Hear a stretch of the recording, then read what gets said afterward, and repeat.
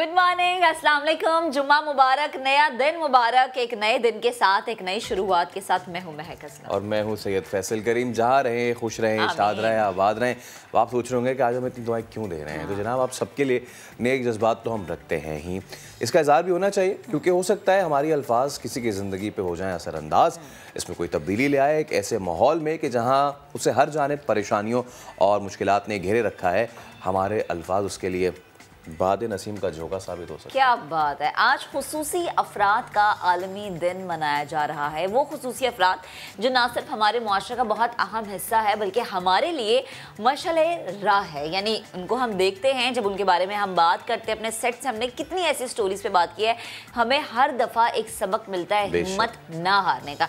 इस पर तो आज हम बात करेंगे, लेकिन इसके साथ साथ एक बार फिर से गरीब परवर शहर यानी कराची का जिक्र होगा। बिल्कुल। और इसके अलावा लाहौर में इस मौत से होने वाली मुबैना मौत की ऊपर एक रिपोर्ट तैयार की, वो भी शामिल होगी। और कराची में सर्दी आएगी नहीं आएगी, आएगी तो कब आएगी और कितने अरसे के लिए आएगी, ये सब भी होगी बात। लेकिन सबसे पहले कुछ ज़िंदगी की बका की बात हो जाए। कायम रखना है, मुश्किल ही नहीं, नामुमकिन होता जा रहा है। क्यों? क्योंकि जब आमदन ही नहीं होगी तो ज़रूरियात कहाँ से पूरी होंगी। वाज़ेह रहे कि हम यहाँ पे लग्जरी आइटम्स, पुरआसाइश चीज़ों की नहीं, बुनियादी ज़रूरियात की बात कर रहे हैं। जो ज़रूरियात है ना, जो कि एक इंसान के लिए ज़िंदा रहने के लिए सिर्फ ज़रूरी है, जैसे साफ़ पानी है, साफ इंफ्रास्ट्रक्चर है, या फिर हम ये कहें कि सस्ती सस्ती चीज़ें हैं, हम सिर्फ उनकी बात करते हैं। और ये मुआशियात का सीधा सादा उसूल है कि तलब और रसद का तवाज़ुन अगर बढ़ता है तो ज़िंदगी बिगड़ जाती है। मुआशरा जो है उसमें बिगाड़ पैदा होता है, तबाही पैदा होती है। तो जनाब, ये जो बातें हम कर रहे हैं, इसके करने का मकसद ये है, बार बार एक ही बात, कि इंसानी ज़िंदगी की बुनियादी ज़रूरियात जब वही नहीं मिलेंगी तो ये हकीकत है कि बिगाड़ मुआशरे में पैदा होगा। अब क्या खाएं और क्या खिलाएं, घर के अखराजात कैसे पूरे करें, यूटिलिटी बिल्स कहाँ से हम देंगे, और बच्चों की तालीम का क्या होगा, आखिर कहाँ जाएंगे और क्या करेंगे। आप सब लोग ये सोचोगे कि हम ये बातें क्यों करें, हम ये इसलिए कर रहे हैं क्योंकि अब ये बातें करना बेहद ज़रूरी हो गए। जब आप सुनेंगे तो आपके भी होश उड़ जाएंगे कि आज हम इन चीज़ों पे ज़ोर क्यों दे रहे हैं, क्योंकि मौजूदा हुकूमत वो करने जा रही है जिसकी वजह हमेशा हमने देखा कि इसकी मुखालिफत होती रही है, और इसी वजह से जो अपोजिशन है वो हदफ़े तनकीद बनता रहा है। जैसा कि IMF से कर्ज़ के मामले पर का मौक़िफ़ था, बात हो रही है मिनी बजट की, जिसकी हुकूमत ने तैयारियां मुकम्मल कर ली हैं। फिर आम आदमी क्या करेगा ये तो बाद में पता चलेगा, लेकिन हुकूमत को मामलात चलाने के लिए मज़ीद पैसों की ज़रूरत है, और वो मिनी बजट के ज़रिए रवां माली साल 800 अरब रुपए इजाफी हासिल करने की कोशिश करेगी। जबकि IMF की शराइत पर हुकूमत 350 अरब रुपए सेल्स टैक्स छूट भी ख़त्म करने का फैसला पहले ही कर चुकी है। मौजें ख़त्म होने वाली हैं। मौजूदा हुकूमत का मिनी बजट मुल्क की तारीख का सबसे बड़ा मिनी बजट होगा। हालांकि रवा साल जून में अपना बजट पेश करते हुए हुकूमत ने कहा था कि कोई मिनी बजट नहीं आएगा, लेकिन अब यही हुकूमत मुल्क की तारीख का सबसे बड़ा मिनी बजट, यानी मिनी है लेकिन बड़ा है, और वो बजट है जो क्या है, यू टर्न, वो जो आपकी मर्जी आप कह लें। लेकिन इस मिनी बजट से जो है वो होगा क्या, हम आपको थोड़ा बहुत बता देते हैं। हुकूमत ने देखिए IMF से वादा किया है, और अब वो उस वादे के तहत टैक्स छूट और रियायत और मराहत ख़त्म करने जा रही है। यानी 350 अरब रुपए की टैक्स छूट ख़त्म करने के लिए तरमीमी फाइनेंस बिल में शेड्यूल 6 को या तो मुकम्मल ख़त्म कर दिया जाएगा या उसमें की जाएंगी तरमीम, मगर जो भी हो, इस इक़दाम से 350 अरब रुपए की टैक्स मराहत खत्म हो जाए। बिल्कुल। मोबाइल फोन्स, स्टेशनरी और पब्लिक फूड आइटम्स पर टैक्स छूट खत्म किए जाने का इम्कान है। जीरो रेटेड सेक्टर से भी सेल्स टैक्स छूट मुकम्मल तौर पर खत्म किए जाने का इम्कान जाहिर किया जा रहा है। जिन अशिया पर सेल्स टैक्स 17% से कम है, उन पर भी सेल्स टैक्स को 17% तक ले जाने का इम्कान है। मखसूस शोबों को हासिल टैक्स छूट को भी खत्म किया जा सकता है। मिनी बजट में सेल्स टैक्स की छूट को वापस लिया जा रहा है। खाने पीने की अशिया हो जाए, अद्वियात हो जाएं, उस पर टैक्स छूट बरकरार रहेगी, विच इज़ वेरी गुड। बिल्कुल। तो अब इसी पे हम ज़रा बात कर लेते हैं। हमारे साथ डॉक्टर सलमान शाह मौजूद हैं, जिनसे हम इस हवाले से बात करेंगे। सलमान साहब, बहुत शुक्रिया हफीज़ पाशा साहब मौजूद है। हफीज़ पाशा साहब, डॉक्टर हफीज़ पाशा माहिर मुआशियात है। डॉक्टर साहब बेहद शुक्रिया वक्त देने के लिए। हुकूमत की मिनी बजट लाने की तैयारी हो रही है। क्या लगता है आपको महंगाई का नया तूफान आने वाला है? क्योंकि जो डिटेल्स हमने अपने नाज़रीन को बताई हैं, जिस तरह से हमने अपने नाज़रीन से बात की है, तो प्लीज़ आपकी दूरअंदेशी, आपकी एक्सपर्टीज़ क्या कहती हैं, क्या कॉमेंट करेंगे आप?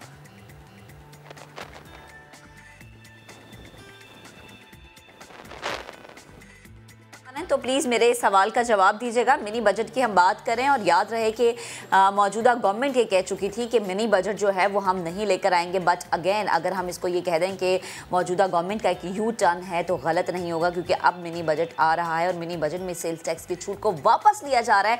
खाने पीने की अशिया हो या फिर अद्वियात हो, इसमें टैक्स छूट को बरकरार रखा जाएगा। लग्जरी अशिया की दरामदात पर टैक्स लगाए जाएंगे। दरामदी गाड़ियों पर इजाफी टैक्स आयद करने की सिफारिश है। पेट्रोलियम मसनूआत पर सेल्स टैक्स रिफाइनरी स्टेज पर लागू होगा। अलबत्ता खाने पीने की जो अशिया है और जो अद्वियात है, जैसा कि मैंने पहले जिक्र किया है कि टैक्स की छूट इस पर बरकरार रहेगी। बजट को फौरी नाफिज करने के लिए सदारती ऑर्डिनेंस किए जाने का इम्कान है और ये सदारती ऑर्डिनेंस जो जारी होगा इसके बाद बजट फौरी तौर पर नाफिजुल अमल हो जाएगा। पाकिस्तान को 12 जनवरी 2022 से पहले IMF की शराइत पर मुकम्मल तौर पर अमल दरामद करना लाजिम है। सवाल उठ रहे हैं कि पाकिस्तान में अब हम ये देखेंगे कि एक ऐसी जंग आएगी जिसको हम कहेंगे कि ये है बेरोज़गारी की जंग, या फिर हम ये कहेंगे कि ये है महंगाई की जंग, या फिर हम ये कहेंगे फैसल कि ये वो जंग है कि जिसके बाद हर कोई हमें इस सिचुएशन में, इस कंडीशन में नज़र आएगा कि पहले तो वो सवाल करता था कि भैया महंगाई कब ख़त्म होगी और महंगाई क्यों है, लेकिन अब हमें जो है वो अब ये सवाल करता नज़र आएगा कि भैया ये जो महंगाई है इसके बारे में ही PTI गवर्नमेंट ने कहा था कि इस महंगाई को हम ख़त्म करेंगे, लेकिन इस महंगाई से एक सियासी जंग भी शुरू हो गई है। ज़रा आपको दिखाते हैं। खान अब्बासी साहब का जो महंगाई पर इस वक्त एक विरद है, आज इन्हीं के करतूतों की वजह से पाकिस्तान में महंगाई है। अगर नून लीग और पीपल्स पार्टी और शाहिद खाकान अब्बासी साहब अपनी दौर में पॉलिसीज़ बेहतर रखते और आज हमारी डिपेंडेंस ना होती अपनी इतनी ज़्यादा बाहर के ऊपर, तो हमारी महंगाई में हालात ये ना होते। हुकूमत का जो किरदार है अभी तक, और वो ज़्यादातर जो है वो एंटी पीपल किरदार है, चाहे वो कीमतों का मामला हो, चाहे वो इलाज का मामला हो, चाहे कोई और सहूलत का मामला हो। हम देखते हैं कि वो एक स्पॉइलर का किरदार अदा करते हैं हमेशा। उनके इक़्तिसादी हालात बद से बदतर होते जा रहे हैं। हुक्मरान बेखबर और लापरवाह बैठे हैं। इदारों के सरबराह मुतज़ाद बयान देते हैं। पिछले नवंबर की निस्बत महंगाई में 11.5% इजाफा हुआ है। बुनियादी जरूरियात की चीजें हैं उसमें 18.1% का इजाफा हुआ है। इस हुकूमत के 3 साल में हर चीज की कीमत कम से कम 100% बढ़ चुकी है। जो इदाद शुमार जारी किए उनको वापस ले लिया गया। हालांकि आज हकीकत यह है कि इस हुकूमत के इदाद शुमार में भी कोई इदारा एतमाद करने को तैयार नहीं है। कोई हुकूमती आदमी, कोई वज़ीर-ए-आज़म, किसी इदारे का सरबराह अवाम के सामने आने को तैयार नहीं है, बताने को तैयार नहीं है कि उन पर महंगाई क्यों हुई है। तो ये वो रिवायती जंग है जो हम हर बयानिए पे देखते ही हैं कि हुकूमत का कोई भी बयानिया, हुकूमत का कोई भी इक़दाम आता है उस पर अपोजिशन आके वही करती है जो उसका काम है, जो उसका नाम है। लेकिन जो इन दोनों हाथियों के बीच घास की तरह पिसते अवाम हैं, उन्हें नहीं मालूम कि उन्होंने करना क्या है, क्योंकि मसला ये है कि अब मिनी बजट आने जा रहा है जिसके हवाले से ये क्लेम किया गया है कि नहीं जी ऐसी कोई बुरी चीज़ नहीं होगी, या लेकिन उसमें क्या क्या होगा।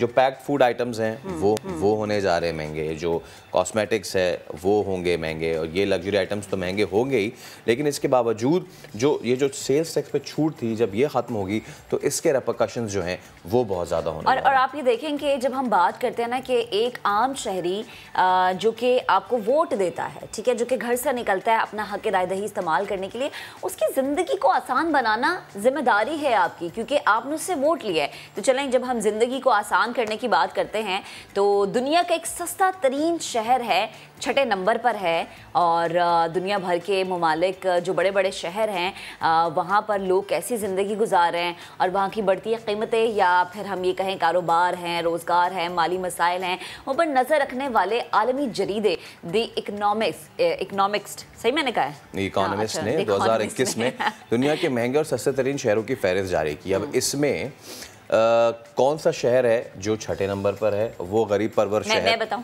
नहीं, आप नहीं बता। अच्छा, मैंने आपसे पूछा नहीं। तो जो दुनिया का, जिसको कहते हैं ना, पूरे मुल्क से जहाँ पे लोग आते हैं और जो सबको अपने अंदर समो लेता है, रोशनियों का शहर है, उम्मीदों का शहर है कराची, उसका छठे नंबर पे है। हम जरा ये देख लेते हैं कि और कौन सी दर्जा बंदियां हैं ना। तो जो जरीदा है उसके इंटेलिजेंस यूनिट ने शाम के दारुल हुकूमत दमिश्क को दुनिया का सस्ता तरीन शहर करार दिया है। दमिश्क को दुनिया के सस्ते तरीन शहर का एजाज़ मुसलसल दूसरे साल हासिल हुआ, यानी डमास्कस। और उसके बाद लीबिया का शहर है तराबलस, जबकि दूसरे नंबर पर रहा है उज़्बेकिस्तान का दारुल हुकूमत ताशकंद को दुनिया का तीसरा सस्ता तरीन जो है वो शहर करार दिया गया है। तुनीसिया का रुख करते हैं ट्यूनिस, और इसके अलावा फिर काज़ाकिस्तान का शहर अलमाते बिलतरतीब चौथे पांचवें नंबर, छठे नंबर पर है शहर कराची। चलें, कोई नहीं ना, छठे नंबर पे आ तो गया। और पाकिस्तान के ये मुआशरी हब है कराची, इस साल भी दुनिया के सस्ते तरीन शहरों में मौजूद है। बट एक चीज़ यहाँ पे मैं आपको क्लियर कर दूँ कि जब हम ऑल ओवर पाकिस्तान की अगर हम बात करें ना, तो कराची सबसे महंगा शहर है पूरे पाकिस्तान में। यानी पाकिस्तान का कोई दूसरा शहर रिहाइश के अतबार से अगर इस जरीदे की नज़र से हम देखें तो इतना सस्ता नहीं है, लेकिन अगर सिर्फ हम पूरे पाकिस्तान को मद्देनज़र रखते हुए देखें तो कराची बहुत महंगा शहर है, मेट्रोपॉलिटन शहर है, लेकिन यहाँ पर चेक एंड बैलेंस नहीं है। कराची को गरीब परवर शहर कहा जाए तो ये एक तरह से गलत नहीं होगा। क्यों? क्योंकि हम जब दुनिया वाले हमें देखते हैं ना तो कहते हैं, लेकिन प्रॉब्लम यह है कि इस शहर के साथ हो क्या रहा है। पूरे मुल्क से, जैसे कि तस्करा किया कि लोग यहाँ आते हैं, जो यहाँ बसते हैं वो टैक्स देते भी हैं, लेकिन बुनियादी सहूलियात से महरूम है। भारत का जो शहर है अहमदाबाद, वो सातवें नंबर पर है, और उसके बाद दीगर जो है वो पर है, और ठीक है ना। तो इसी पे अब ज़रा हम बात कर लेते हैं। हमारे साथ general secretary JDC Zafar Abbas भाई मौजूद हैं। ज़फ़र भाई, बहुत शुक्रिया नया दिन को वक्त देने के लिए। देखिए, कराची तो है गरीब परवर शहर, ये तो आपने सुन के ज़िंदगी गुजार ली इसमें। आपकी इस शहर पे गहरी निगाह है, हम कोशिश करते हैं कि इस शहर की नब्ज़ पे हाथ रखें। कराची में एक वक्त का सस्ता तरीन खाना कितने का पड़ता है? अगर कोई शख्स जाए किसी ठेले पे से खाना खाने की कोशिश करे तो कितने तक का पड़ता है?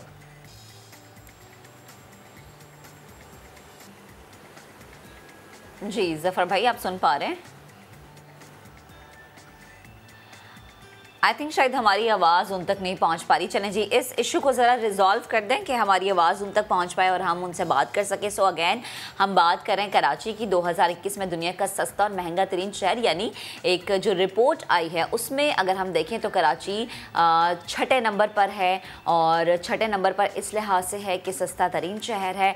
बट अगेन अगर हम पाकिस्तान और पाकिस्तानी की नज़र से देखें तो फिर बात यह है कि कराची में जो अगर आप निकलें आज और आप देखें कि जी पेट भर के खाना खाना है तो आपको आज भी 150 रुपये प्लेट, मैं ये भी शायद ज़्यादा बोल रहा हूँ, वो आपको आज बिरयानी तो बहुत लग्जरियस आइटम है, 150 से 200 के बीच में मिल जाती है। हाँ। जो पुराना जो एरिया है, भी खा लेंगे। हाँ जी, जो पुराना एरिया है ना, उसमें आप जाके दाल चावल बड़े मशहूर हैं, वो 100 रुपए तक के भी मिल जाते हैं। अच्छा, वैसे मैं एक अपना पर्सनल एक्सपीरियंस बताती हूँ। कराची में ही रहते हुए मैंने 60 रुपीज़ में खाना खाया है, और वो मैंने वो खाना खाया जिसमें मज़ेदार दाल थी, एक शामी था और एक प्लेट पूरी चावल की, थोड़ा सा सैलेड भी दिया। और फिर मैंने उससे कहा कि भैया थोड़े और देना, तो उसने वो भी काट दे दी, लेकिन ले लिया उसने मुझसे 60 रुपए। तो आप 60 में खाना खा सकते हैं, इट्स डिपेंड कि आप खाना खाते क्या है। चले जी, ज़फ़र अब्बास हमारे साथ मौजूद है। ज़फ़र भाई से हमारा राबता बहाल हो गया। ज़फ़र भाई, कहिएगा, हर जानी महंगाई का शोर है, लेकिन कराची गरीब परवर शहर है। आपकी इस शहर पर गहरी नज़र होती है, जैसे कि आपका काम है हर तरह के लोगों से मिलना। कराची में एक वक्त का सस्ते से सस्ता खाना, जैसे कि मैंने 60 रुपीज़ में, मैं कहती हूँ मैंने 60 में सस्ता खाना खा लिया, आपकी नज़र में सस्ते से सस्ता खाना कितने का पड़ सकता है एक आम शहरी को जिसकी तनख्वाह माहाना 18,000 है, 15,000 है? लेकिन कराची में सबसे सस्ता खाना तो किसी ठेले के ऊपर 30 रुपए का बर्गर भी मिल सकता है आपको, किसी सिग्नल के ऊपर कलेजी और रोटी 25-50 रुपए 100 रुपए की भी मिल सकती है। बात इस वक्त ये है कि जो महंगाई की सूरत हाल है जो आप डिस्कस कर रहे हैं, कराची जैसा शहर जो गरीब परवर शहर है, इसमें कोई दो राय नहीं है। कराची में मदद करने का जज्बा शायद दुनिया में सबसे ज़्यादा पाया जाता है। एक तो पाकिस्तान का नाम है और खैरात के हवाले से उसमें कराची सर फहरिस्त है। लेकिन अफसोस के साथ ये कहना पड़ता है कि आज लोगों की इस्तात जो है वो लंडा की जैकेट ख़रीदने की भी नहीं रही। वो अगर कराची में हल्की सी हवा चली है, थोड़ी बहुत रात में सर्दी है कुछ, तो लोगों ने लंडा के बाज़ारों को रुख किया और जब वहाँ जैकेटों के रेट सुने 400 और 500 रुपये तो लोग दंग रह गए।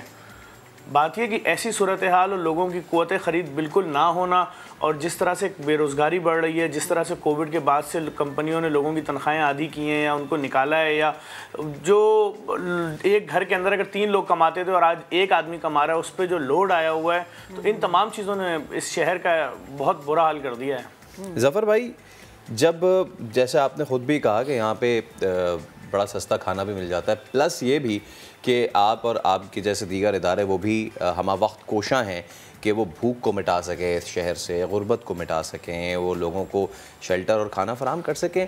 ये सब के बावजूद लोग महंगाई और बेरोज़गारी की वजह से इतना परेशान हो चुके हैं, डिप्रेशन का शिकार हो रहे हैं। मैं जो बात करने जा रहा हूँ समझिएगा इसको, क्या आपको इसका हल क्या लगता है कि इसी तरीके से मामला चलते रहें या फिर इसका हल कम्युनिटी सर्विसिंग में? मैं तस्करा करूँ, मेरे और आपकी आंखों के सामने 2 खुदकुशियाँ हुई पिछले 2 हफ्ते में, तो क्या ये इस वजह से है कि लोग शायद अपनी कम्युनिटी में बात करने से डरते हैं?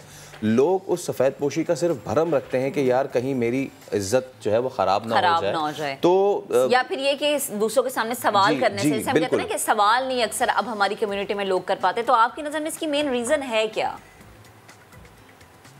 देखें, मेन रीज़न इसकी ये है कि पहले हमारे यहाँ 3 तबके होते थे। एक तबका था, एक कैटेगरी कहलाता था, एक बी क्लास जिसको मिडिल क्लास कहते थे, और एक सी कैटेगरी कहलाता था, और तीनों जैसे तैसे ही गुजारा कर रहे थे। ए कैटेगरी हमेशा से अच्छा अमीर लोगों को कहा जाता है, बी कैटेगरी मिडिल क्लास को कहा जाता था, लेकिन आज इस महंगाई की वजह से मिडिल क्लास का नाम चेंज होकर सफ़ेद पोश हो गया। अच्छा, कराची जैसे शहर में जिसकी आबादी 4 साढ़े 4 करोड़ हो, वहाँ पर 80% या 85% या कह लें मिडिल क्लास लोग रहते हैं, लोअर मिडिल क्लास लोग रहते हैं। अब वो क्या करें, वो तमाम लोग क्या कम्युनिटी इसके पास जाके क्या बोलेंगे? देखें, आपका ये कहना दस्तरखान बहुत सारे खाना खिला रहे हैं, बिल्कुल जी, कराची में बहुत सारे दस्तरखान खाना खिला रहे हैं। कराची में ईदी जैसा इदारा मौजूद है, इस शहर से वो इदारा खड़ा हुआ है, इस शहर के रहने वाले अब्दुल सत्तार ईदी साहब, लेकिन क्या लोग आके अब ये बोलेंगे कि फ़लाही इदारों हमें नौकरी लगवा दो? हाँ। या फ़लाही इदारों हमारे बच्चे गलत कदम उठा रहे हैं, कोई भी गलत कदम डिप्रेशन के बायस, आप नौकरी क्यों नहीं दे रहे? कितने अफसोस की बात है कि खुदा न खास्ता कोई शख्स नौकरी ना होने की वजह से कोई कदम उठा ले और हम अगर उसके घर वालों को सपोर्ट करने जाएं तो कोई एक रिश्तेदार आके बोले यार काश आप लोग 50,000 या 1 लाख रुपए की इसको नौकरी दे देते। वो हमसे बोले ये बात, ये हमसे बोलनी चाहिए बात। ये मसाइल देखने पड़ेंगे कि पूरे शहर में हज़ारों नौजवान बेरोज़गार हैं, लाखों नौजवान, और वो लाखों लोग किस लिए बेरोज़गार हैं, इस चीज़ पे गौर करना पड़ेगा। कराची जैसे मेगा सिटी के अंदर आप कोटे की बुनियाद पे नौकरी देते हैं, आप पहले पूछते हैं, नौकरी के इश्तिहार में लिखा होता है कि अगर आप कराची में पैदा हुए हैं तो आपके लिए नौकरी नहीं है।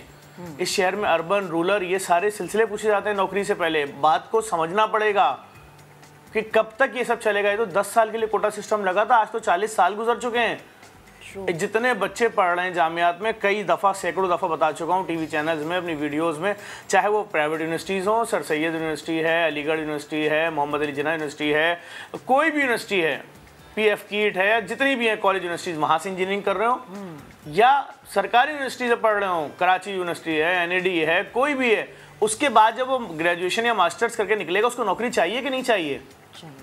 किस सूरत हाल में पढ़ा है, वालिदैन ने जेवर बेच के पढ़ाया है, बाप ने कर्जा लेके पढ़ाया है, कुछ भी किया है। अब जब वो लड़का बेरोजगार रहेगा 1 हफ्ता, 2 हफ्ता, 3 हफ्ता, सही है, मैं कहता हूँ शायद 1 साल तक खुशी खुशी हर इदारे में जा जाके सीवियाँ डालता रहे, महंगे से महंगा और सस्ते से सस्ता अखबार खरीदे कि पता नहीं किस अखबार में नौकरी आई होगी, मुझसे निकल ना जाए। तो उसके बाद दफ्तरों के चक्कर लगाना, कहीं से अगर इंटरव्यू कॉल आ जाए तो ईद जैसी खुशी होती है, और उसके बाद वहाँ से जब मना हो जाता है तो क्या सूरत हाल होती है। देखें तो आके लोगों की हालत, लोगों के जिस्म के कपड़ों से अंदाज़ा लगाएं कि ये क्या हालत है, लोगों के पाँव में जो चप्पल जूते हैं उससे देख के अंदाज़ा लगाएं कि किन सूरत हाल में जा चुके हैं लोग। इंतज़ार किस चीज़ का हो रहा है? कोई भी इस बात पे बात करने को तैयार नहीं है कि बेरोज़गारी दूर कैसे की जाएगी। कोई आदमी इस बात पे बात करने को तैयार नहीं है। चीज़ें 3 गुना और 4 गुना जो महंगी हो गई हैं, क्या लोगों की तनख्वाहें भी 4 गुना महंगी हुई हैं? कोई इस पे बात करने को तैयार नहीं है। कोविड में हमने सुना था कि जी स्कूल बंद रहेंगे 6 महीने तो स्कूल वाले फीस आधी ले लेंगे शायद। तो क्या ऐसा हुआ? भाई वैन वाले तक ने पूरी फीस ली है, लोगों तो ऑफिस नहीं गए जो प्राइवेट कंपनी में, उनको तनख्वाहें मिली है क्या? या जिन बेचारों के ठेले बंद थे या जो बेचारे दिहाड़ीदार तबका था, क्या उनको तनख्वाहें मिली? तो उन्होंने तो सब चीज़ें पे की हैं और हर चीज़ इतनी महंगी जिसकी कोई इंतहा ही नहीं है। मैं अभी कल या परसों एक चैनल को इंटरव्यू दे रहा था, वो भाई मुझसे कह रहे थे कि आपको पता है अमेरिका में कितनी सस्ता है? मैंने कितनी भाई? कहने लगे $1 में 1 दर्जन से ज़्यादा अंडे आ जाते हैं। मैंने हमारे यहाँ नहीं आते। हमारे यहाँ भाई $1 आपका 160 165 रुपए बनता है ना, 170 रुपए। हमारे यहाँ 170 रुपए के 1 दर्जन अंडे नहीं आ रहे। जफर भाई, हमारे यहाँ महंगाई है। जैसे आप अमेरिका का जिक्र कर रहे हैं, वहाँ के लोगों के लिए फैसल ये भी महंगाई है कि उनके $1 में 1 दर्जन अंडों की। तो लेकिन आप फैसिलिटीज तो देख लेना यार, वहाँ पे हेल्थ की, लेकिन आप फिर समझें, देखें वहाँ लोग, वहाँ जो उनको सर्विसेज मिल रही हैं, वहाँ जिस तरह का उनको मेडिकल फैसिलिटीज मिल रही हैं, वहाँ जो गरीब को घर मिल रहा है, वो सब चीजें भी अलग हैं। मैं तो ये बात ही नहीं कर रहा, मैं तो ये कह रहा हूँ भाई, अगर आप हमें अमेरिका जितनी महंगाई पे लेकर जा रहे हैं, तो क्या लोगों का जरिया आमदन वैसा है? क्या लोग उतना कमा रहे हैं? क्या यहाँ के काबिल बच्चे, आपने नहीं देखा कि एनईटी के बच्चे की वीडियो चल रही है, वो चाय और पराठे का होटल खोल के बैठा हुआ है एक छोटी सी दुकान रोड के ऊपर। अच्छा, बड़ी बड़ी यूनिवर्सिटी के काबिल बच्चे जो हैं वो सूप बेच रहे हैं सर्दियों में। जो ये कमाल है। जो हालात चल रहे हैं इस वक्त, तो ये नौजवानों के हवाले से तो मैं आपसे अगला सवाल करूंगा, लेकिन ये मैं पहले पूछना चाहूँगा कि जो इस वक्त सिचुएशन चल रही है, आपके दस्तरखान पे जो खाना खाने लोग आते हैं, उनकी तादाद में पिछले 1 साल में कितना इजाफा हुआ है? कुछ स्टैट्स आप दे सकते हैं हमें? हमारे दस्तरखान पे जो लोग खाना खाने आते हैं, कल तक इतना लोड होता था, आज से 1 साल पहले तक, कि हम वो खर्चा मसालों का मुखैर हजरात पे डाल देते थे कि जी मसाले का खर्चा आप ले लें, फलाना खर्चा आप ले लें। आज जो पाकिस्तान की सबसे बड़ी एक्सपोर्ट कंपनीज़ हैं मसाले की, उनके ऊपर जिम्मेदारियां दी हैं कि ये ले भाई मसाला आप संभालें, ये मामला तो लाखों रुपए में जा रहे हैं। ये ले जी आटा, आप सबसे बड़े बिल्डर हैं, आप संभाल लें, एक दिन में 1.5 2 लाख रुपए का आटा लग रहा है। बात ये 26 मकामात पे तो सिर्फ हम खाना खिला रहे हैं, और आप यकीन जानिए हर जगह बड़ा बड़ा बोर्ड लगाया हुआ है कि भाई खाना खाइए और पार्सल भी लेकर जाइए। बात यह है कि अगर एक आदमी खा रहा है तो 10 आदमियों का पार्सल लेकर जा रहा है।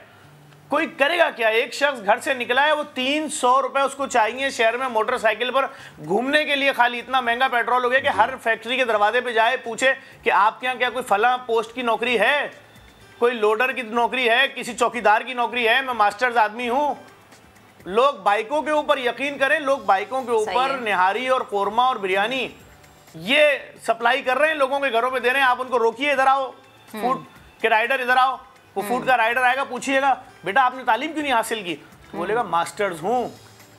तो अब आप बताइए, क्या दुनिया में जो मास्टर्स और ग्रेजुएट लड़के होते हैं वो डोर टू डोर खाना सप्लाई करते हैं? ट्रू।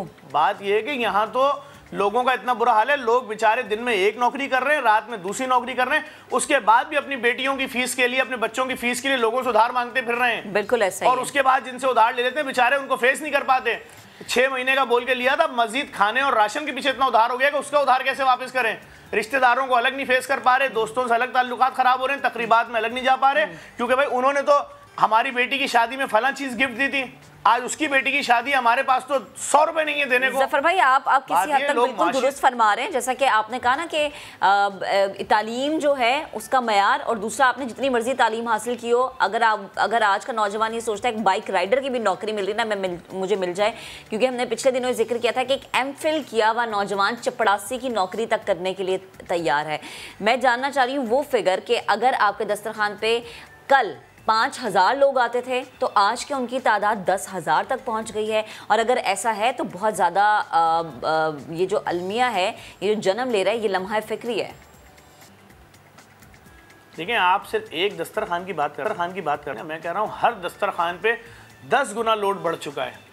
अगर आप इस वक्त अभी बात करें तो अभी इस वक्त जब मैं आपसे बात कर रहा हूं तो सोराब गोड के दस्तरखान पर जेडीसी के तंदूर वाला रोटियां बना रहा है, खाने वाला खाना पका रहा है, लोग वहां पे खाना खा भी रहे हैं, पार्सल लेकर भी जा रहे हैं। गुलिस्तान जौहर यानी जौहर चौरंगी पर जो दस्तरखान और तंदूर लगे हैं वहां खाना चल रहा है। ये करीमाबाद पे जो एक बहुत बड़ी एजुकेशन खाली हुई, उसके अंदर 4 बड़े तंदूर और 15 चूल्हे लगे हुए, खाना पक रहा है। आई चंडीगढ़ रोड पे सिक्योरिटी गार्ड्स, वहाँ का स्टाफ, ऑफिसों में काम करने वाले क्लर्क, वो इस वक्त नाश्ता कर रहे हैं लाल कोठी के नीचे। सुप्रीम कोर्ट के सामने ये जो हमारा शारे फैसल पे लगा हुआ है सिक्योरिटी गार्ड का, और आई चंडीगढ़ रोड पे लगा हुआ है। मलीर पे सिक्योरिटी प्रिंटिंग प्रेस के सामने लगा हुआ है। इंडस अस्पताल के सामने लगा हुआ है। जिन्ना अस्पताल के बाहर एक 58 फीट का कंटेनर रेस्टोरेंट लगा हुआ है जहां पर इस वक्त लोग मरीजों के लवाकिन अटेंडेंट और आम लोग वहां पर खाना भी नाश्ता खा रहे हैं। उसके बाद खाने का सिलसिला चलेगा अब्बासी शहीद अस्पताल के बाहर। ये मैं एक फलाही इदारे जेडीसी का सिर्फ आपको ही बता रहा हूं। इसके अलावा यहां पर किस फलाही इदारे का दस्तरखान नहीं है, आप मुझे नाम बताएं। सबके दस्तरखान लगे हुए, लेकिन मैटर ये है कि अभी मैं सिर्फ अपना बता रहा हूं कि इतने दस्तरखान लगे हुए और इस पे सिर्फ जो स्टाफ काम कर रहा है उनकी तनख्वाहें लाखों रुपए हैं। और ये सोचिए एक एक दिन का खाना कितना बड़ा बजट है। तो ये कौन लोग खाना खा रहे हैं, ये कौन पार्सल लेकर जा रहा है? क्या ये मुमकिन है मैं किसी को जबरदस्ती बोल के रोक के बोलूं इधर आए, आज आप घर में खाना नहीं बनाइएगा, हमारे इदारे का लेकर जाएं? बोलेगा भाई क्या हो गया, हम तो देने वाले लोग हैं। नहीं, आज लोगों की हालत ऐसी हो गई है कि लोग आते हैं अपनी गाड़ी मोटरसाइकिल रोकते हैं और बोलते हैं कि भाई वो हमारे गली में 2-3 फैमिलियां हैं, जरा उनके लिए 15 रोटी दे दिएगा और 10-6 लोगों का सालन दे दें। हमें मालूम होता है ये कोई फैमिली नहीं है, अपने घर वालों के लिए लेकर जा रहा है। तो बात ये है कि इस वक्त लोग इतनी मुश्किल में आ चुके हैं कि हर दस्तरखान पे लिख दिया गया है कि भाई पार्सल मौजूद है। अभी जिस शख्स ने, उस मीडिया के नुमाइंदे ने खुदकुशी की, आप यकीन जानिए, जब मैंने उसके घर जाके उसकी फैमिली से पूछा कि भाई आप लोग फिर खाते कैसे थे जब शौहर कुछ भी नहीं कमा पा रहे थे, तो उन्होंने कहा हमारा घर चूंकि आपके सोराबकोट दस्तरखान के बराबर में, तो हमारे शौहर रोजाना यहीं से लेकर आते थे खाना। तो मैंने कहा फिर खुदकुशी क्यों कर ली? कहने लगे वो जो जिन शख्स का 70,000 रुपये कर्जा था जिस बैंक का, वो इतना प्रेशर था उनके ऊपर कि उस प्रेशर को बर्दाश्त नहीं कर पाए वो। अब बात ये सोचने वाली है, क्या कोई शख्स जो पढ़ा लिखा हो, काबिल हो, वो किसी दस्तरखान से कितने दिन तक अपने बच्चों को लाके खाना खिलाएगा? क्या मकान का किराया जब देना होगा तो वो दस्तरखानों की रोटियां देगा मालिक मकान को? क्या बच्चों की जब फीस देनी होगी उसके साथ दस्तरखान की रोटियां देगा? क्या यूटिलिटी बिल जब गैस और पानी और बिजली के आएंगे तो उसके लिए दस्तरखानों की रोटियां देगा? और सबसे बड़ी कमाल की बात है, सुबह से लेकर रात तक जितने भी वज़रा या हुक्मरान सामने आ रहे हैं, कोई इस टॉपिक पे बात नहीं कर रहा कि लोगों के घरों के चूल्हे बंद हो गए हैं, लोगों के वालिदैन या घर में जो लोग बीमार हैं उनके पास उनके इलाज के पैसे नहीं हैं। सरकारी अस्पतालों में लोड तो चेक कर लें, जो लोग तसव्वुर नहीं कर सकते थे आज वो भी लाइनों में लगे हुए कि दूसरा कोई ऑप्शन नहीं है। कैसे क्या करें? अपने प्यारों से माजरत कर लें कि अम्मी हम आपका इलाज नहीं करा सकते, जैसे तैसे आप जिंदगी के दिन पूरे कर लें। बेटे का एक्सीडेंट हो गया तो क्या करेगा? कहाँ, किस प्राइवेट अस्पताल जाएगा? हाथ की हड्डी टूट जाए अस्पताल, प्राइवेट अस्पताल माफिया बोलती है दे दीजिए 3 लाख रुपए का पैकेज, दे दीजिए 8 लाख रुपए का पैकेज। ये पैकेज प्राइवेट अस्पतालों में पैकेज चल रहे हैं, तो गरीब का बनेगा क्या? मिडिल क्लास का तो आप समझे नाम ही चेंज हो गया है। मिडिल क्लास का नाम है सफेद पोश। आप चले जाइए किसी मिडिल क्लास के घर, हालात पूछ लें, बोलेंगे मेरे 4 बच्चे हैं, चारों बच्चे कमाते हैं तो भी 20 तारीख के बाद हमारे घर में पैसा जीरो है। बिल्कुल ऐसा ही है, बिल्कुल ऐसा ही है। जफर भाई आप जो बता रहे हैं कि अगर एक घर में 6 खाने वाले हैं तो वो 6 के 6 कमा रहे हैं, लेकिन उसके बावजूद गुजारा नहीं हो रहा। बेहद शुक्रिया बात करने, वक्त देने के लिए। और ये एक वो अलमिया है हमारे मुआशरे का, फैसल, कि हम कहते हैं ना कि वक्ती रिलीफ मिल गया, वो वक्ती रिलीफ नहीं चाहिए। वो रिलीफ वो चाहिए जिसके बाद आप ये सोचें कि अच्छा आपने इंतहाई कदम नहीं उठाना। अब एक ब्रेक लेंगे, ब्रेक के बाद वापस हाजिर होंगे, हमारे साथ रहिएगा।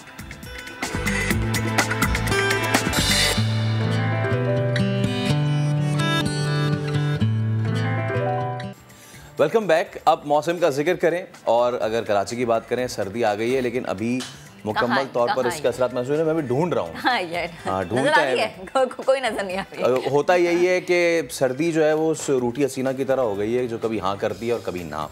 किसी दिन अगर सर्द हवाएं चलने लगे तो अगले दिन मौसम जो है वो अजीब सा हो जाता है, मुतदिल। दिन में गर्मी होती है, शाम होते ही ना गर्मी ना सर्दी होती है।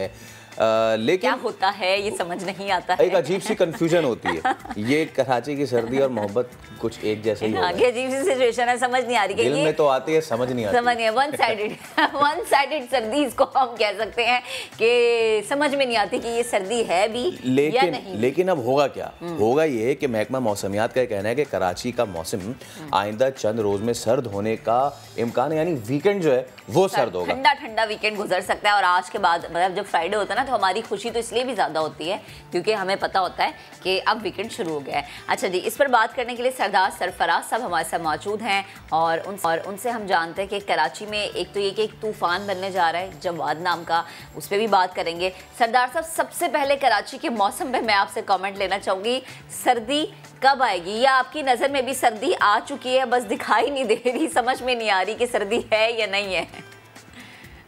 जी बहुत शुक्रिया जी। देखिए अमूमन कराची में वही दिसंबर के पहले अशरे के बाद या दूसरे हफ्ते में कह लें जो थोड़ी निस्बतन ज़्यादा सर्दी होती है वो आती है। और अभी ये कि रात की तो सर्दी कुछ ना कुछ है, रात की खुनकी है, टेम्परेचर वही 16, 17, 18 इस रेंज में चल रहे हैं, लेकिन ग्रेजुअली यानी ये ऊपर एक 4 तारीख से लेके 6 दिसंबर तक नॉर्थ में जीबी, कश्मीर और केपी और हो सकता है इस्लामाबाद में भी कहीं कहीं हल्की से दरमियानी बारिश होगी, पहाड़ों पर बर्फबारी भी हो सकती है। तो वो वेव जब गुजर जाएगी यानी 6 दिसंबर के बाद फिर कुछ ज़्यादा सर्दी आने का है इम्कान कि उसमें अभी आपने नोट किया होगा कि दिन के टेम्परेचर असल में खासे 32-33 की रेंज में चल रहे थे।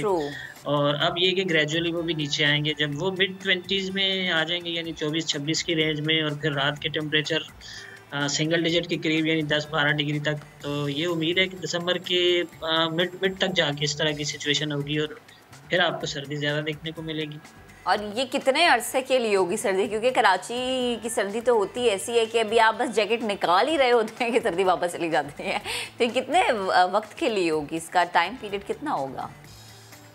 देखिए, जो सर्द तरीन महीना होता है ना कराची के लिए भी और पूरे पाकिस्तान की बेशतर जगहों, तकरीबन तमाम ही जगहों के लिए वो जनवरी का महीना सर्द तरीन होता है। तो जनवरी के अंत तक तो ज़ाहिर रहेगी, यानी मिड दिसंबर या 10 दिसंबर के बाद आप कह लें कि शुरू हो जाएगी एक वेव। तो जैसे मैंने आपसे कहा ना कि 6 या 7 दिसंबर से आ जाएगी एक वेव सर्दी की।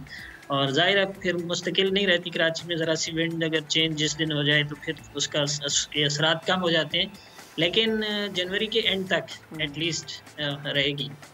अच्छा, खलीज बंगाल में जो हवा का कम दबाव बन रहा है उससे क्या अफेक्ट पड़ने जा रहा है हमारे मौसम पे? उससे हमारे इस एरिया पे कोई इफेक्ट नहीं पड़ेगा, इसलिए कि वो बहुत दूर बना है और ये सीज़न ऐसा है यानी दिसंबर का महीना, इसमें ना इस तरफ उनके किसी भी डिप्रेशन या तूफान वफान के इस तरफ वेस्ट की तरफ मूव करने के चांसेस बिल्कुल भी नहीं होते, इसलिए कि जो अपर एयर की विंड्स होती हैं वो उसको उस तरफ ही स्टीयर करेंगी मजीद। यानी इस वक्त वो सेंट्रल बे ऑफ बंगाल में, खलीज बंगाल के वस्त में समझ ले बनेगा आज शाम किसी वक्त, इस वक्त डिप्रेशन की शक्ल में मौजूद है। शाम तक साइक्लोन बन जाएगा तो फिर वो इनिशियली शुमाल मगरब यानी उनका जो उड़ीसा और आंध्र प्रदेश कोस्ट है उसके करीब आके फिर वो रिकर्व करके कलकत्ता और बांग्लादेश के साहिल की तरफ जाएगा। ठीक है। अच्छा सरदार साहब, एक तो ये भी बता दें कि जैसे अभी हम बात भी करते हैं कि वीकेंड यानी सैटरडे संडे कराची वालों के लिए ठंडा ठंडा साबित होगा, तो प्लीज़ ज़रा इस पर भी बताएगा। दूसरा कि जब हम पंजाब का रुख करें तो वहाँ पर तो स्मॉग की वजह से समझ में नहीं आता कि सर्दी ज़्यादा है, स्मॉग ज़्यादा है, क्योंकि लोगों ने घरों से बाहर निकलना भी कम कर दिया।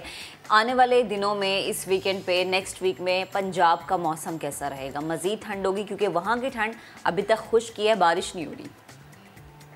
जी, बारिश का देखिए, मैंने आपसे जैसे जिक्र किया ना, ये एक वेव है जो 4 दिसंबर से लेकर 6 दिसंबर तक का इसका 2 से 3 दिन का दौरानिया है। उसमें ज़्यादा केपी के जो शुमाली इलाके हैं, चतराल, संदीर, सवात, मलाकंड और इन इलाकों में, और हज़ारा डिवीजन, और इस तरह से उधर जीबी के, गिलगित बल्तिस्तान के बेशतर इलाके, कश्मीर के बेशतर इलाके, उन एरियाज़ में तो उम्मीद है कि अच्छी बारिश हो जाएगी, किसी किसी जगह पर दरमियानी और किसी जगह पर अच्छी। और पहाड़ों पर जो ऊंचे पहाड़ हैं उन पर बर्फबारी भी होगी, हल्की बर्फबारी।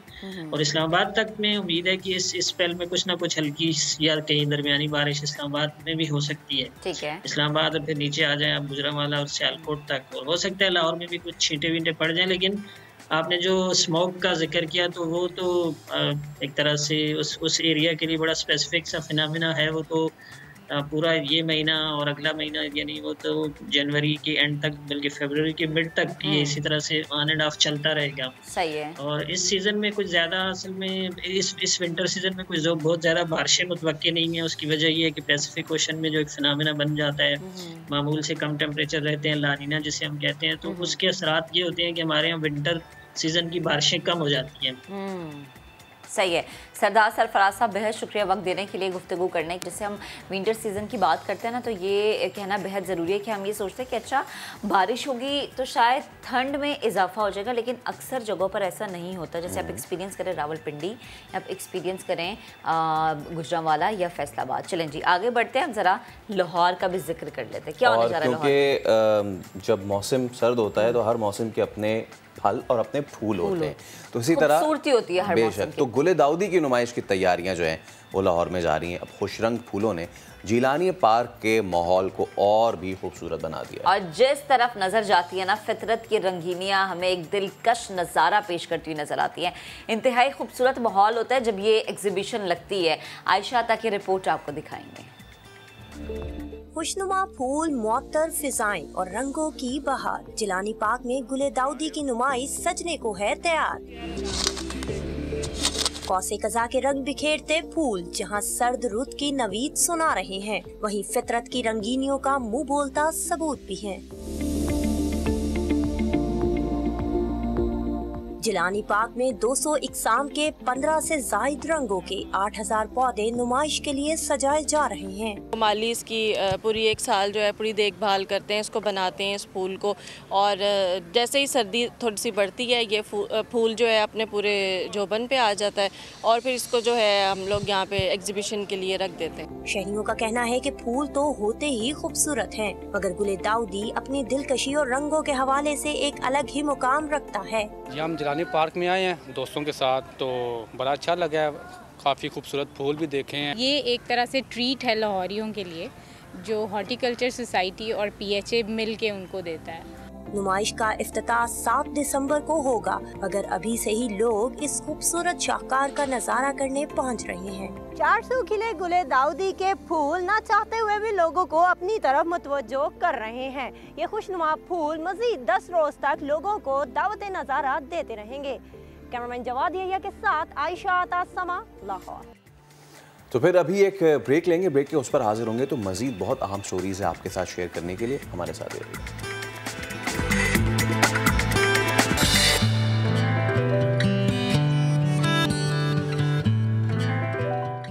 चलिए अब आपको स्वात लेके चलते हैं। आज के दौरे जदीद में भी कदीम और रिवायती फर्नीचर साजी का हुनर परवान चढ़ रहा है।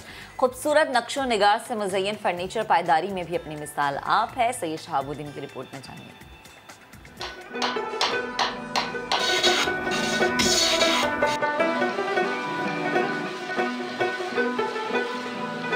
एक से एक दीदाजेब फर्नीचर, ये सब बाएं हाथ का कमाल है स्वात के कारीगरों का।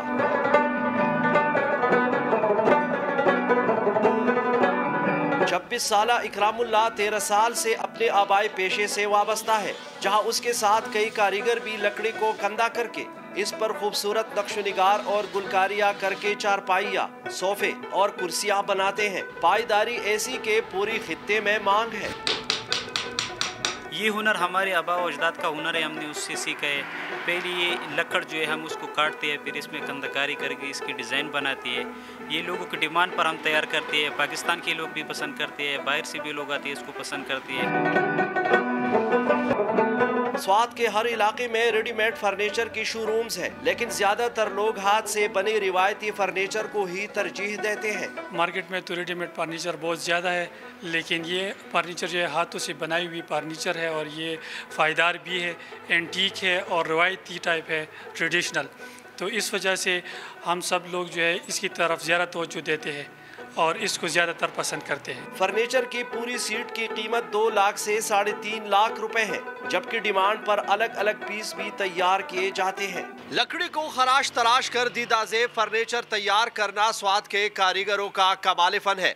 इस पर बने खूबसूरत नक्शनिगार गंदारा तहजीब के सदियों पुराने हुनर के अक्कास भी है। कैमरामैन फरजंद अली के साथ सैयद शहाबुद्दीन, समा, स्वात। चलें जी, एक ब्रेक लेंगे, ब्रेक के बाद वापस हाजिर होंगे, बहुत सारी बातें आपसे करेंगे, लेकिन एक ब्रेक के बाद, so stay with us.